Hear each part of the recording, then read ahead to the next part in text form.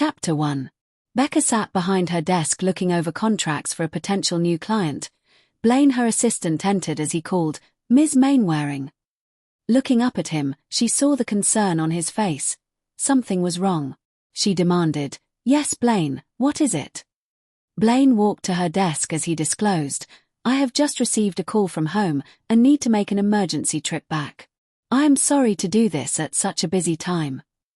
Becca smiled up at him as she assured, "Now Blaine, you know we are a very family-oriented firm. If you need to go, then you need to go. I can handle things for a little while without you. How long do you think you will be gone?"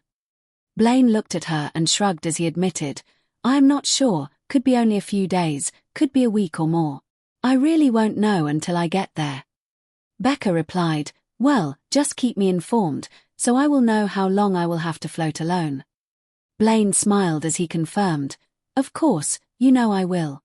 I will be leaving tonight. I will contact you once I have landed stateside." Becca nodded as she agreed. "Very well then, be careful, and I will see you when you return." Nodding at her, he turned and headed for the door. Just as he reached it, he said over his shoulder, "I will brief Abby's assistant, so should you need anything before I get back, she can help you." Nodding her head at him, he left. Blaine rushed around getting the last-minute things done and got with Laura, Abby's assistant, to make sure she could help should Becca need anything. Got her up to speed with everything to keep anything from lacking in his absence. He hated to leave Becca at this point, but he could not ignore the call he received or afford to piss the caller off. At 5 p.m., he poked his head into Becca's office and said, "I'm heading out now. You need anything before I leave? My flight isn't until 9. Becca looked up at him from the contract as she argued, "Nope, you get ready for your trip, and I will see you when you get back. Oh, and Blaine, you better come back, I need you." Blaine smiled at her as he agreed, "I will be back. I promise." Becca beamed at him as she wished him well. "Well then, you had better get going so you can get back. Take care, be safe, and I will see you later. Please close my door behind you." Saying goodbye, he pulled the door closed behind him and headed out of the office. He knew Becca would be in her office until late. She always was. She was lonely being so far from her family. She hated going to the loft so big and empty. At work, she could keep herself from thinking about how lonely she was, which was part of his battle with leaving her. He was the only one who could get her to do anything besides work. Abby tried on many occasions to get her to go out. It just was not Becca's style. She hated the formal functions.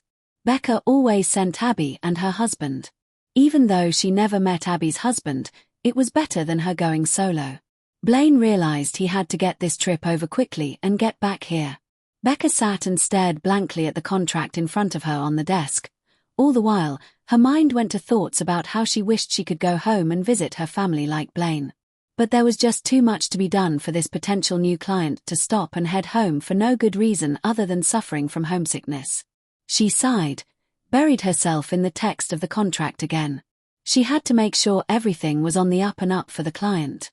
Becca thought, if I can land this one, I can breathe easier, not have to worry about the firm, and if it will make it on its own separate from the sister branch in Boston.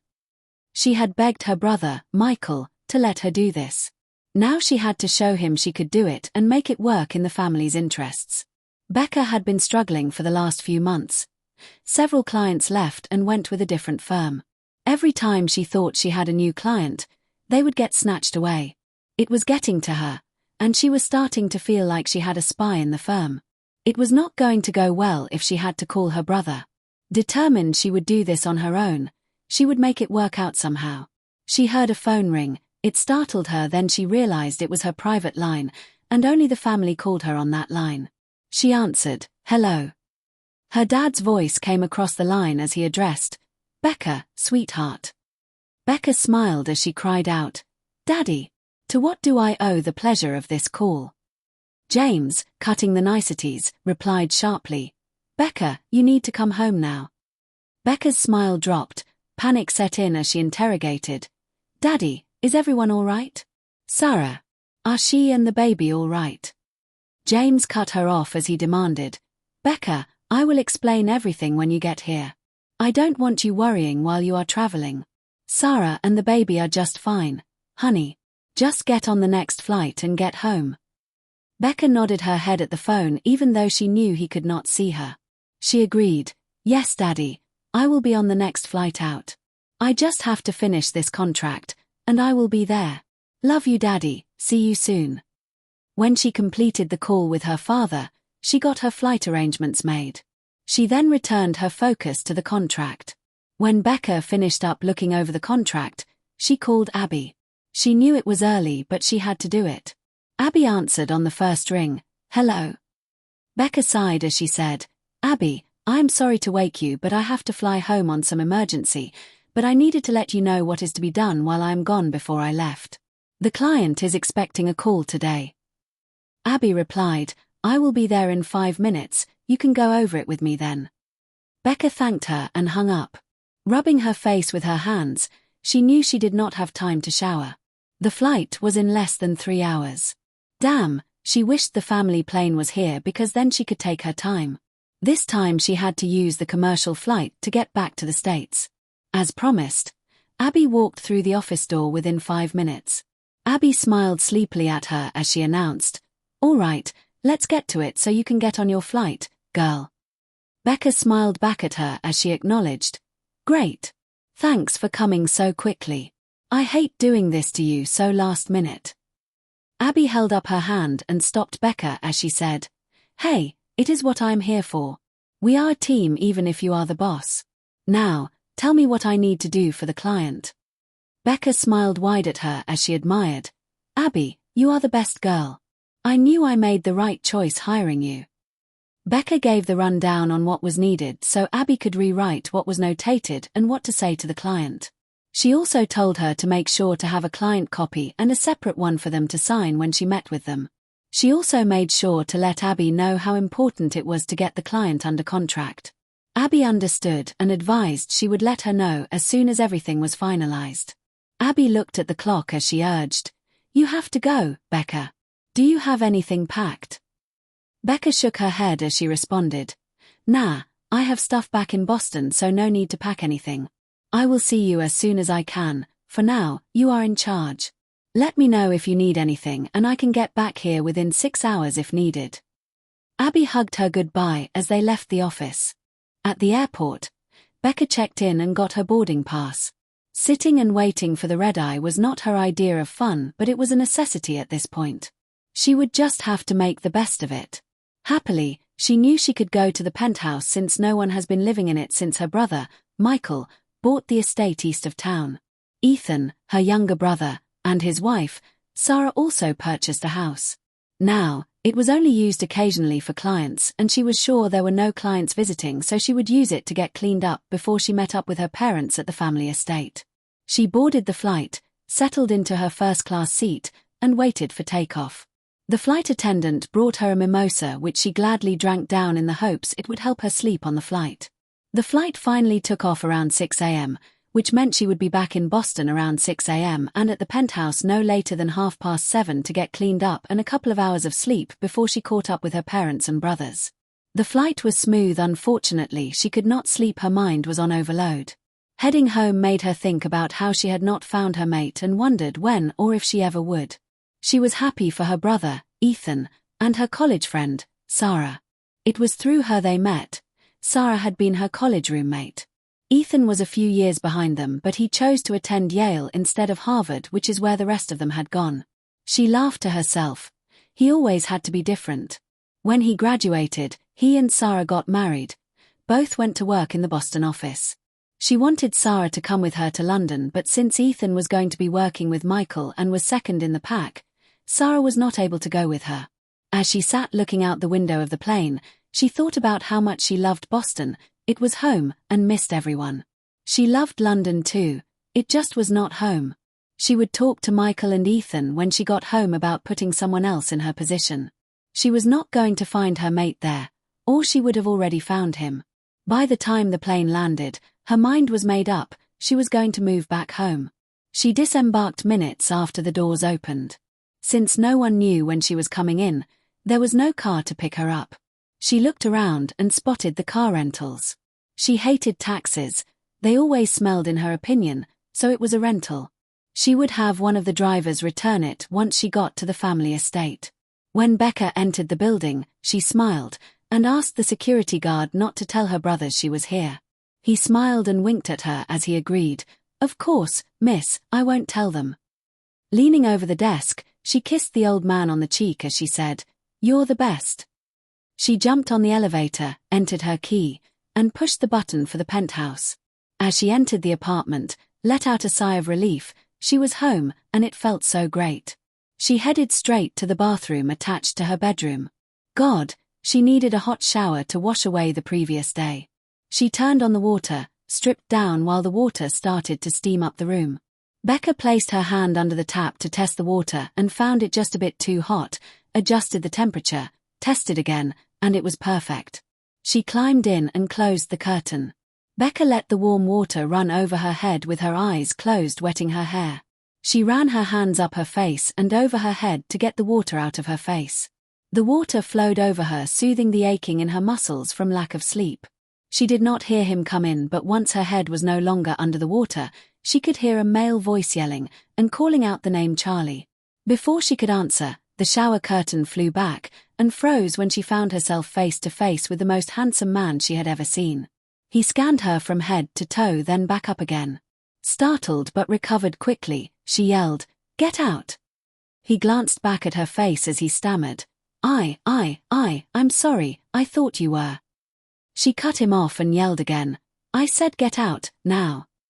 Releasing the curtain, he stepped back and stumbled. She could not see what he did but heard him fall. She yanked the curtain open again, saw he was on the floor, and his eyes were closed. Without thought, she jumped out of the shower and kneeled down over him to make sure he was all right. Just as he opened his eyes, another unknown male came running into the bathroom yelling the name Wesley. She could only assume he was calling to the man who was now on his back underneath her. Both looked up at him. Wesley spoke and told the other male he was all right. The man looked down at them and started to laugh so hard he was crying. Becca had no patience left. She stood up and yelled at the other man standing in the doorway, "Get out and take him with you. When I finish my shower, you will tell me who the hell you are and why you are in my apartment."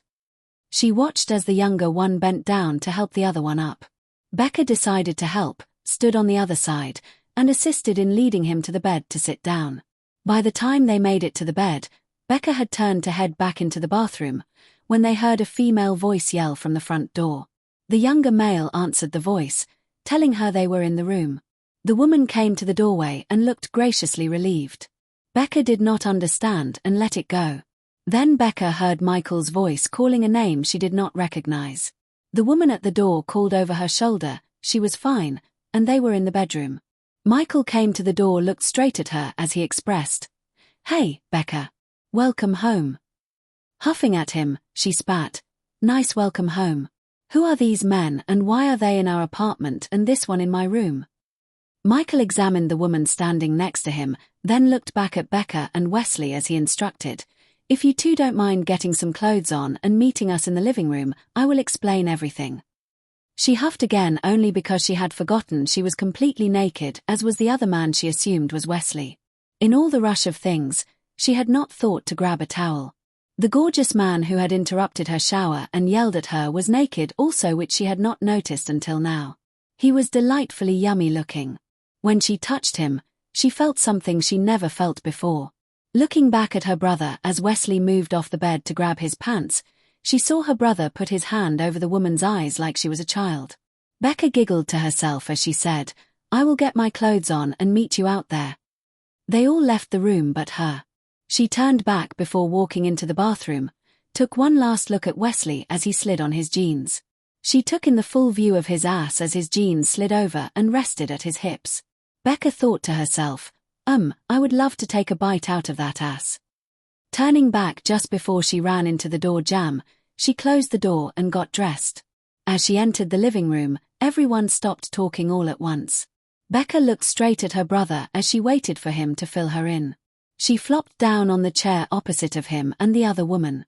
Michael began by introducing as he said, "Becca, this is Lyric, Wesley, and Charlie." then filled her in on everything currently happening, what had happened, and why she was called home. Becca watched Lyric as Michael talked and realized her arrival in the apartment was out of concern for her brother. It made her happy to know her brother found someone with such a great heart and love for family. Unlike the bitch he had been betrothed to, Jessie. Becca had never liked Jessie from the first time she met her all those years ago. She never really understood why Michael agreed to it, but now he found his true mate, who from what she could tell was his match in every way. Becca liked Lyric right away. The fact she realized Wesley, Lyric's brother, was her true mate was just icing on the cake. When Michael finished talking, he and Lyric left to go back down to the offices. After they left, she excused herself to finish her shower and to lay down for a bit before going out to see her parents. As she laid in her bed, his smell was all around her and overwhelming her senses. She thought to herself, so much for sleep. She rolled out of bed, headed into the kitchen to grab something quick to eat, and then maybe she would be able to sleep.